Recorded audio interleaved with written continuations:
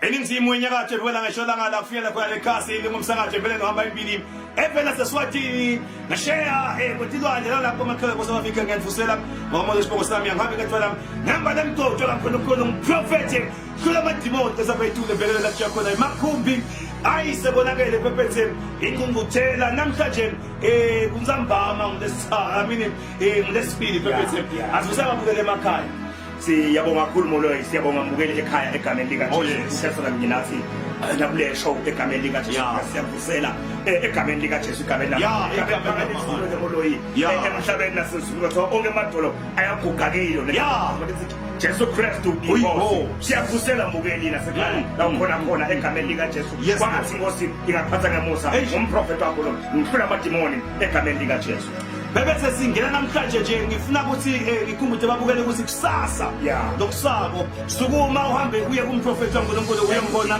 bumqoka bekuyobona nemprofeti kushintsha impilo yakho ngicela ngiphathele ukunika lonke ngani 50 emalangeni uhambe uyombona make nengabe ngumshado lo limele bantwana lababoshwako bantwana bangalaleli bangamahlongandlebe mhlawumbe ushusha indodza yakho babe uhambile lomfati uyakushiya kasakulaleli ekhaya lide kuthula kunemsindo libanga emasi babanga lona kase bayisenamise liphakathini akuviwana lakhaya abantwana sebaze baduka prophet ngicela nje sinisukume ute kumprofeti kusasa ungaphutheka tomorrow ngilo lentanga lokuthi tangaba usebenzi sukumsume ngilo bebethe ngathi kumele indzaba lenkulu kakhulu indzaba ya Friday futhi Moloyi ngiyabonga kakhulu futhi mbukela kwekhaya khona sithi asithele ithuba egameni lenkosi siyo invite egameni lika Jesu ngabe sihlande siyabuye mhla ka5 enyangeni lesethu mhla ka3 enyangeni lesethu egameni lika Jesu ngithi siyaku invite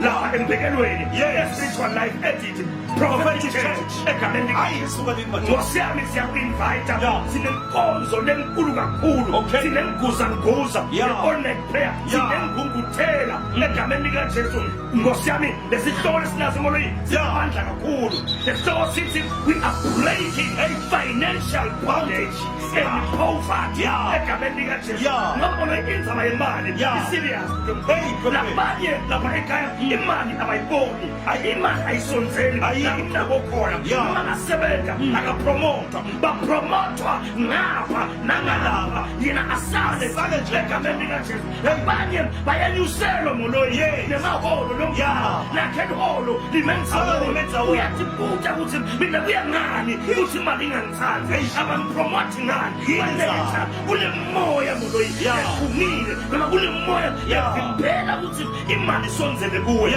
sosithi kule online prayer Moloyi lesiyangiyo inkozo Moloyi yekudzabula tonke letibo siyakubosha khona bosikutsha kuthi wena ungabi nemali ngoba lo Moloyi wapha umuntu by mistake wamphima athi yampha ngesityo lemhlobo wathatha imali yakho ahamba wahamba wayisebenza kanti imali awunayo imali awuyiboni empilweni yakho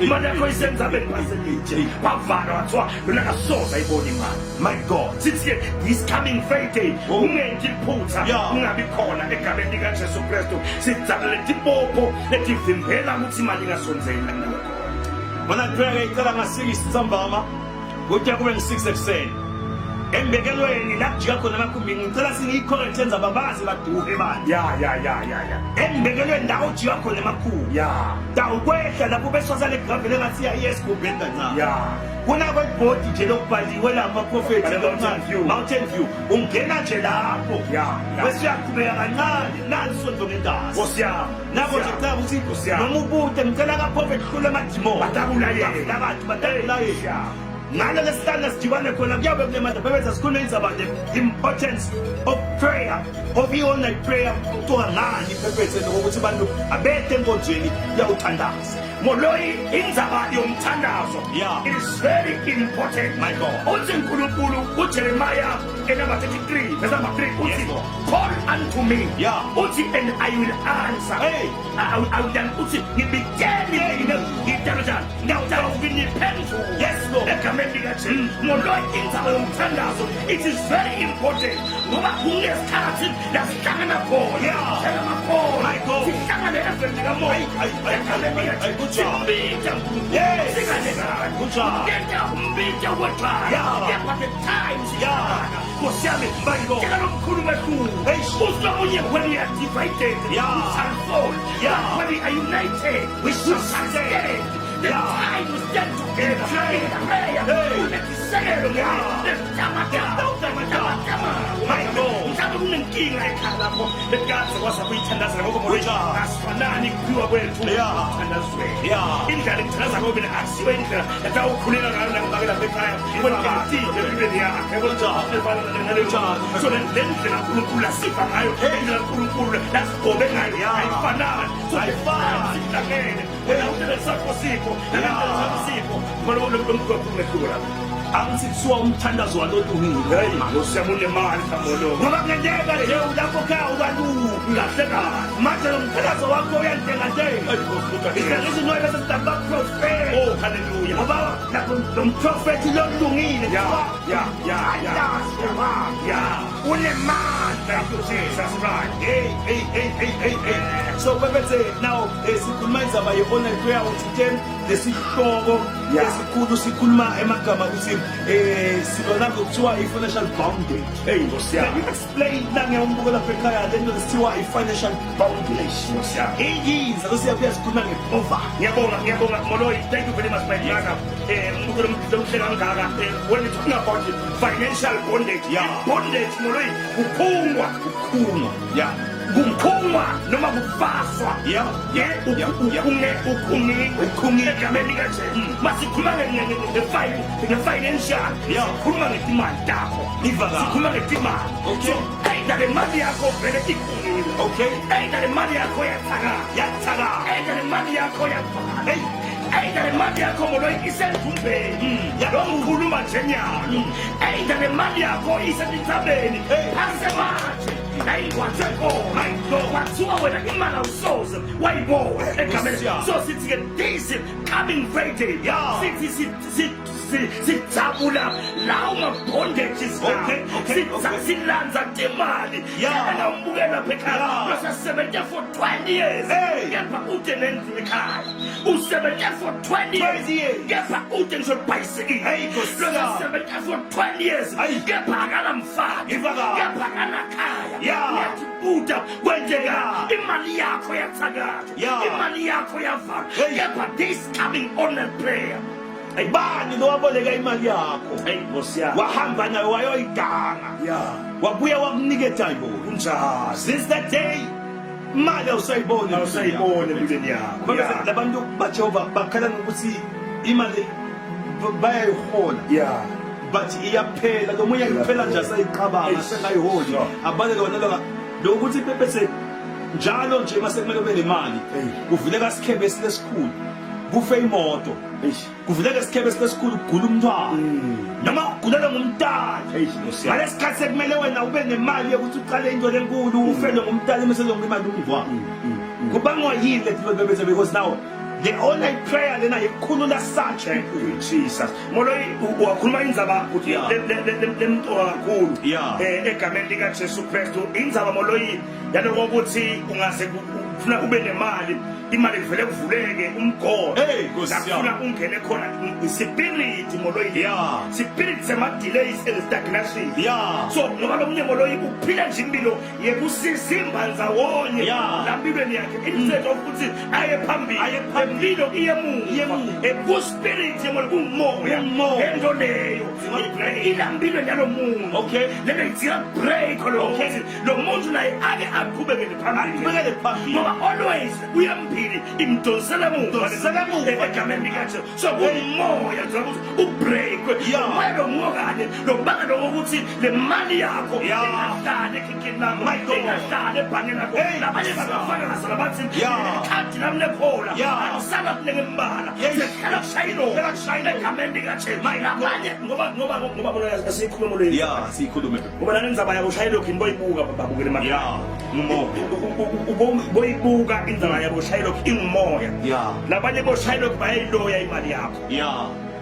labanye boshalo balwela ikhadi lakho labanye boshalo balwela ukuthi nje uhlale uyiclient yakho loshayilo noma ngakunika ikhadi lenyaka ukuthi umphathe umqedzile enyangeni letako uyisele lesimo moloyi ungayihola ibe yinenge ibe khona lemoya nje wekufuna shayilo uyabona le mali unayo inakuwe unayo eyakho ingakwenelisa ukuthi uphile inyanga yonke lesimo sinoma kushayilo uyathi soyofuna nako sokushayela shayilo kambuseni waboshekwa wabosela shayilo lo muntu wakugana kulentike yabona hayi silemali ude shayilo khuso soyamthanza nje lokuthi lokumbona every month kujani imali unayo lokuthi nje umbone shayilo kumvusele sekumnanzi nakuwe umoya sikubreak emasitekameni so this coming Friday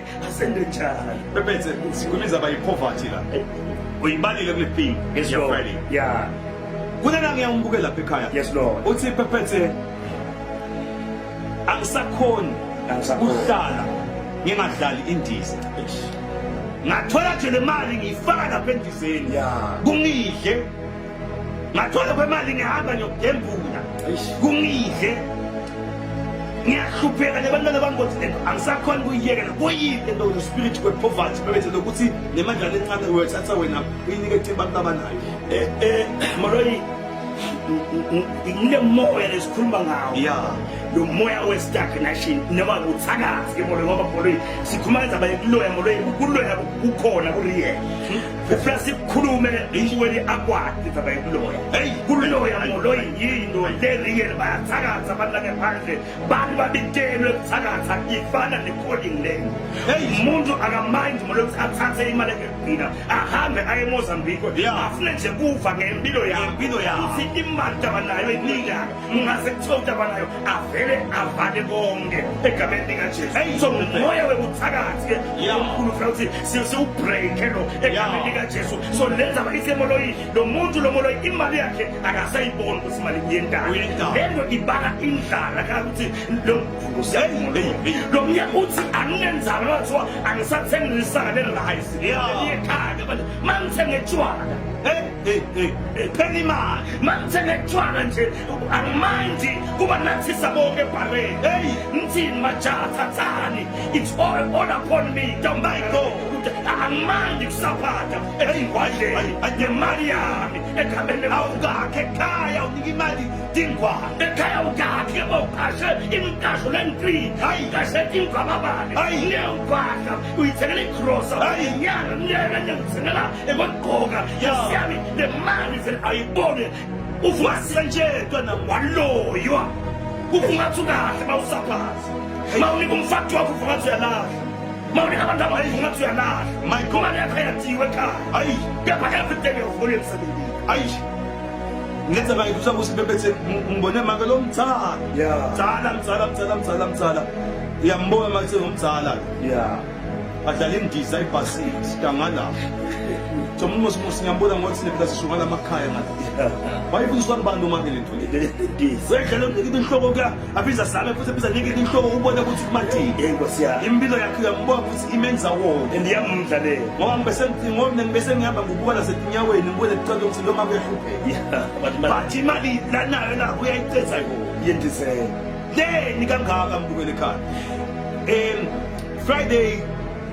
ngicela ukuthi ngifunze la verse nali lapha ku Psalms 23 siyasalifunza ifikile le verse lithi ungicebela litafula embi kothi izadambe izibuka ugcwabisa inhloko yami ngemafutha indlebe yami iyaphuphuka ngalo lesihlanu umprofeti uthi after bayakhona ke ema prophetic tools the anointing oil and the water of life ngifuna ukuthi ke mase siphumile lapha enkonzweni noma nje la ufika uode usho kulabo Asha ngicela ukuthi ningibekele manje ngoba ataba very limited ngicela ungibekele i-anointing oil because kufuna sesiphuma lapha enkonzweni uhambe uhlomile siyobhekana nebathakathi bakho ngoba iBhayibheli lithi prophet we are the royal priesthood. Oh hallelujah. Lezi singabapristi labakhulu lokusho ukuthi mase ufikile lapha enkonzweni uguquka ke uthole lamandla ube ngumpristi lomkhulu ube ngumpristi wabantu hallelujah. Bakwathi bagqoba ngale anointing bahlukanisele uNkulunkulu hayi lento sibahlukanisele amadimoni ngathanga.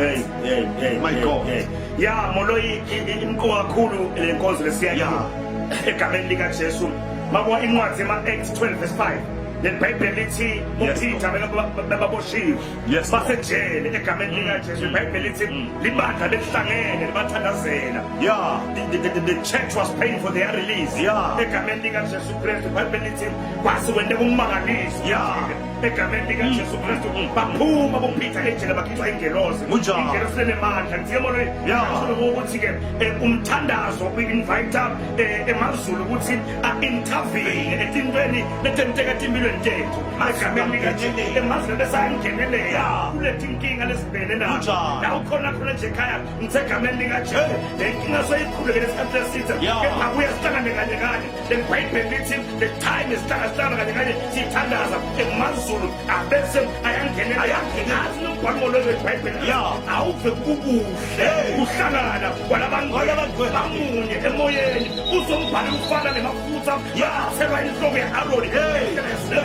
In other words, God ngosiyami uyamkhuthaza uyalamanyana uhlangana nabantwana bakhe egameni lika Jesu masihlanganyela kanye kanye imihlangana iyasilika moloni under the fellowship of the prophet uhlula amadimoni. Thank you Jesus. Ngimema ke bonke abantu sowahambile ema-Nigeria I understand but awukase sewuthole 19 let's break in financial bondage kukhulula abathi imali takho nathi ivale khona kuze tivuleke lethi imali tinte kuwe egameni lika Jesu ngoba phela imali prophetic ibone bamujele bagebha nje yababaleke nalomoya ngoba kuleyo imali ku-spirit esibi kunyanywa imali kuba bethe imali nemlothi imali molo nje akahlonipheki nje emakwenda phila khona kude la ngakwenda nasebandleni lakhe bambeka lemuntu akabitwa semihlanganweni nasekhaya akabi nangigonza nasekhaya kibova sebathi sesijubile ukuthi ntaba kanje kanje nebantwana basekhaya molo abantu bakhe lombala abamhlangabeli nje akhange egedeni ahlangabethu ababelomntana akahlangabethwa umuntu odhe imali so lento yemali ifuna ukuthi ke bowethu iphulwe lento le and break it so make sure ukuthi umphethu uphatha impahla uphatha umhlabathi wasekhaya phatha iphepha ubhale tonke lethingisizi takho your prayer request and come with them in the presence of the prophet. Mina ngokutshela into yinye utaba khona umprofeti athelazela bonke abantu takubeka sandla level lethiwa i-PhD prophecy and deliverance so wota mntana lokuphathekile wota nalomshado lofile kunjalo ngalo lesihlanu lesiyabuya ungaphuthele ungayengwa ngumuntu ngoba abantu bayengana imali lapho kudlala wena uyathi kumambela kahle nguwe aphobesile ngiya nguwe lo wasathi usimo sakho kunjani nguwe lo wathi ukuthi nyalo nginenkinga lekaso kuve kubuhlungu kuba ngibabe ungasebenzi sebenza umfana sebenze umfati so asawutenda kumprofeti sengathi uprofeti asiyini lebambe lokuthi manje wena ungasebenzi ulahlele ngumsebenzi nomunye uyathi molo ukuthi makathiwe ngiyaqashwa ngiyasebenza kepha ngalesikhathi leseminyaka ndawuqoshwa ungumoya lento yepoverty bonke ukuthi lakhaya namkhulu wafa hluphile Nkosiyami nababe ufe adonsa amathini namsewaza nami sengumntambele lento seyengela ngiyayibona ngisho kubantu ababo Nkosiyami abaphala abantwana behlupheka bobebethu uyababona nje ngisho babancane mhlupheke eliswane